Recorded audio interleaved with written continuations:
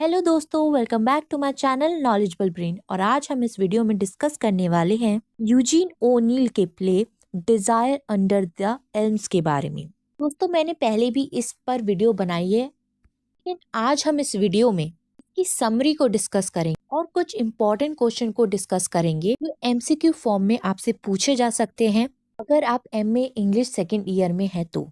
इसलिए हम एमसीक्यूज को भी डिस्कस करेंगे। तो अमेरिकन लिटरेचर में कोई भी वीडियो चाहिए, देखनी है, पोयम है, ड्रामा, मेरे चैनल पर जाके मेरी प्लेलिस्ट में ये सारी वीडियोस को देख सकते हैं। चलिए बिना टाइम वेस्ट करे इस ड्रामा को समझते हैं। दोस्तों, डिजायर अंडर द एल्म्स इस प्ले की सेटिंग न्यू इंग्लैंड के एक फार्म हाउस में है और वक्त है 1850। इस फार्म हाउस में दो बड़े बड़े ऑप्रेसिव ड्रूपिंग एल्म्स के पेड़ लगे हुए हैं। यंग मैन है जिसका नाम इबन केबॉट है, जो कि एक handsome hard working young man है जो अपने दो सौतेले भाइयों के साथ, हाफ ब्रदर्स के साथ यहाँ पर रहता है, जिनका नाम है साइमन और पीटर। ये फादर है एफ्रेन केबॉट, जिसको केबॉट के नाम से जाना गया है इस प्ले में। केबॉट एक बूढ़ा लेकिन एक स्ट्रॉन्ग मैन है जो 2 महीने पहले अननोन रीजन से घर छोड़कर चला गया है। किसी को नहीं पता वो क्यों गया, कहाँ गया। तीनों भाई जो हैं इस फार्म लैंड को क्लेम करना चाहते हैं, ये उनमें से किसी एक का हो जाए। इबन केबॉट जो है वो स्ट्रांगली मानता है इस बात को कि उसकी जो माँ है वो इस फार्मलैंड पे काम करते करते मर गई थी और वो इस चीज़ के लिए अपने फादर को रिस्पॉन्सिबल समझता है। उन भाइयों को पता चलता है कि जो केबॉट है, उनका जो फादर है, वो घर आ रहा है अपनी नई वाइफ के साथ। वो लोग सोच रहे हैं कि ये अब तो लैंड सारा का सारा उस नई बीवी का हो जाएगा। लेकिन जो ईबन है वो बस अपना हिस्सा चाहता है ताकि वो कैलिफोर्निया जा सके, वहां जाके अपनी किस्मत को आजमा सके गोल्ड फील्ड में।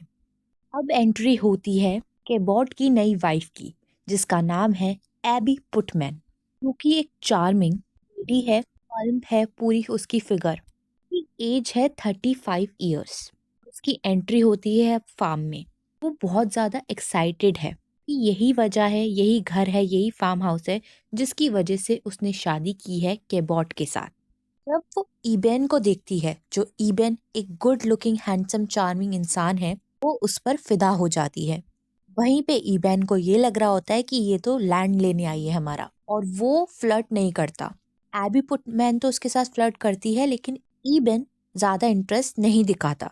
जैसे जैसे टाइम बीतता है, ईबेन को काफी मुश्किल होती है अपने डिजायर्स और अपने हेट को कंट्रोल करने में, जो वो एबी के लिए सोचता है। एबी ईबेन के साथ फ्लर्ट करती रहती है, लेकिन ईबेन उसको भाव नहीं देता। इनफैक्ट इसी की वजह से एबी काफी ज्यादा इरिटेट हो जाती है और उसको धमकी देती है कि मैं तुम्हें मार दूंगी। लेकिन उसके बाद वो कन्विंस कर लेती है ईबेन को कि मेरा ये मतलब नहीं था।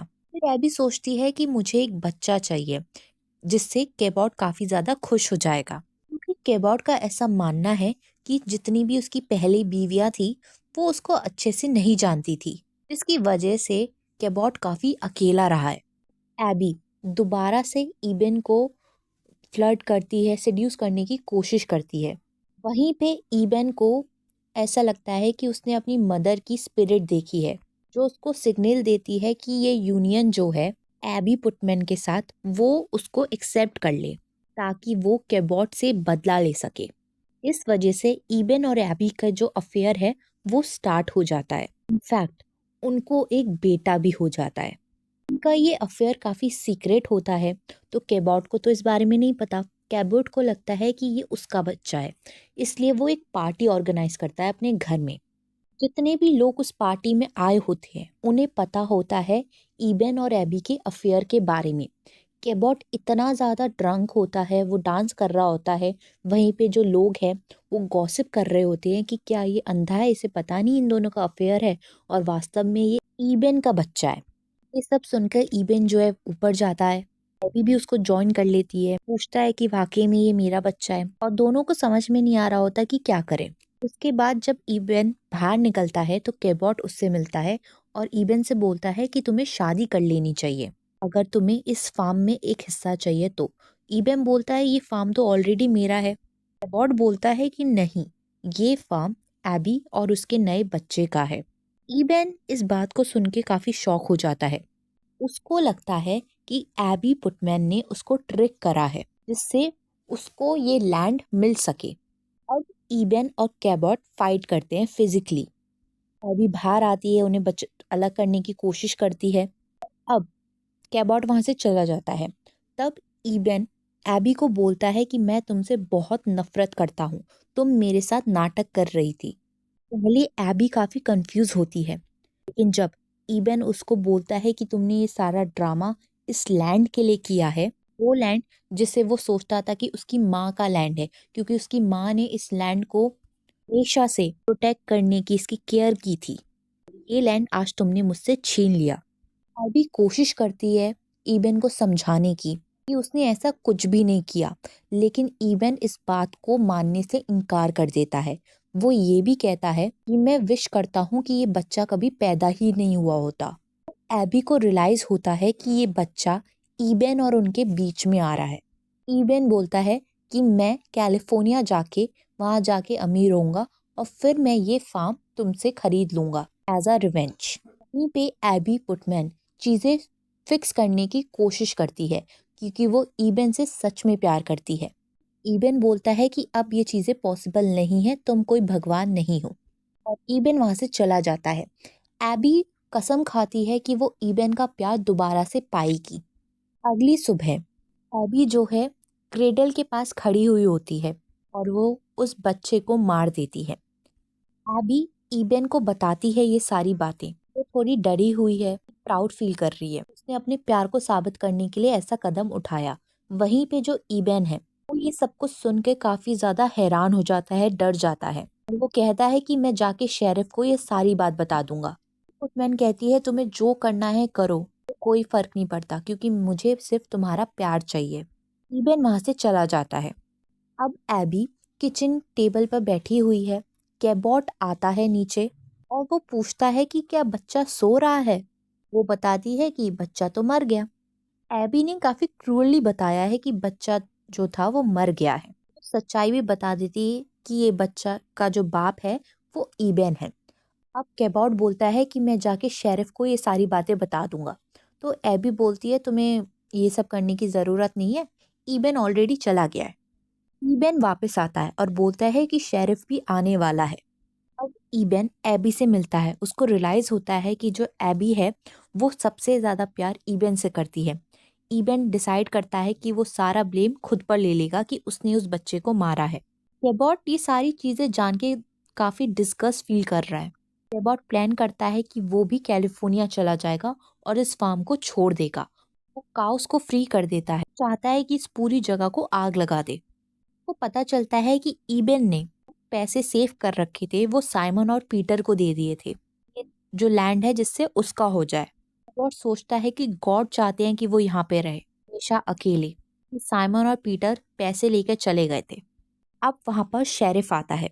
एबी और ईबन मान लेते हैं अपनी गलती को और वो दोनों बाहर जाते हैं और ब्यूटीफुल स्काई को देखते हुए चले जाते हैं। तभी जो शेरिफ है वो सोचता है कि ये फार्म कितना ज्यादा सुंदर है। अब उसकी इच्छा है कि वो इस फार्म को खरीद ले, और स्टोरी यहीं पे खत्म हो जाती है। दोस्तों अब चलिए बात करते हैं उन क्वेश्चंस की जो आपसे एमसीक्यू फॉर्म में पूछे जा सकते हैं एग्जाम में। दोस्तों डिजायर अंडर द एल्म्स एक ट्रेजेडी प्ले है जो कि 3 पार्ट्स में डिवाइडेड है।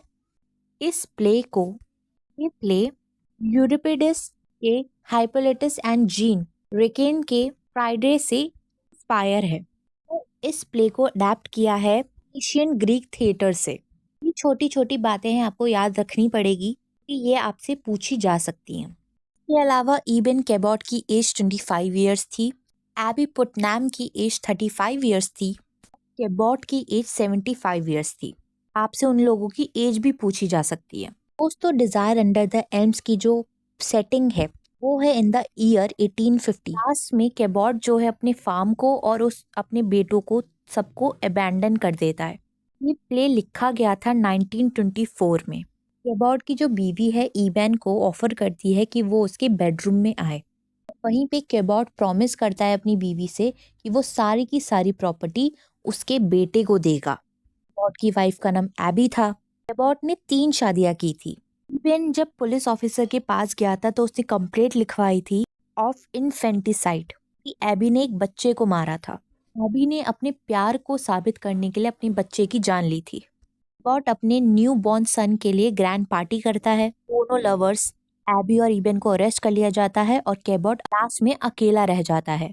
तो डिजायर अंडर द एल्म्स एक ट्रेजेडी है जिसमें लस्ट, पैशन और डिजायर्स को दिखाया गया है। इसके अलावा इसमें ग्रीड, वेंजेंस मतलब बदले को भी दिखाया गया है। प्ले में केबॉट ने डिस्मेल ब्लैक संडे सूट पहना था। से ये भी पूछा जा सकता है इस करेक्टर ने वो सूट पहना था। इसके अलावा इसमें एक लाइन है, Yeah, I've no right. She want your more. It was her farm. Did not he steal it from her? She is dead. It's my farm. Who speak these words? ये words बोले थे ईबैन ने।